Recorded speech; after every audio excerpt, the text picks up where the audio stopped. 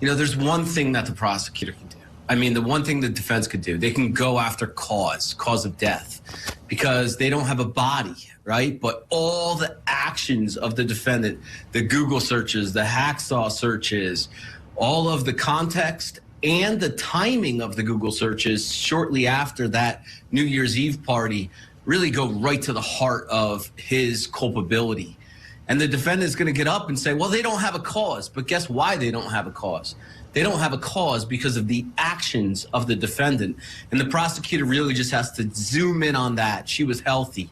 She didn't have any medical issues.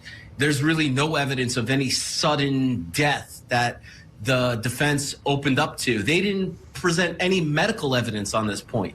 They didn't present any experts on this point. They opened to it. They did not bring it home, and they're really left with nothing on this closing to argue. When you open, you are talking about what the jury is going to expect to hear throughout the trial. And it's not evidence. They're instructed, the opening statements are not evidence. It's just a preview.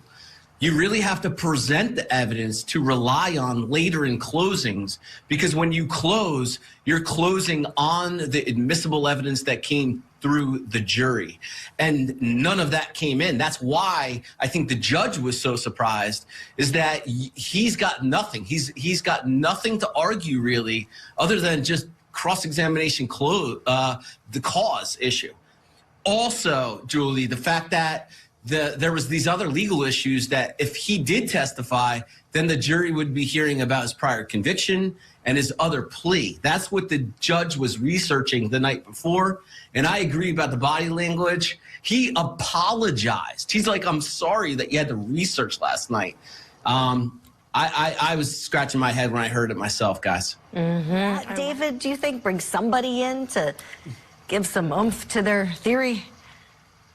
At the very least, they needed something. They needed something. Also, if somebody like that finds their spouse, with a medical event, what does everyone expect them to do? Call 911. You call 911, you get her help.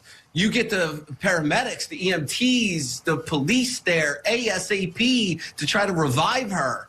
And that's going to be the heart of the prosecutor's case. I mean, you want to talk about cause, how she died? Look at his actions. He did not act as if she had a medical event. He acted as if he killed her. And then you bring in the motive, you bring in the searches, you bring in all the after conduct. I mean, he needed to do more, in my opinion.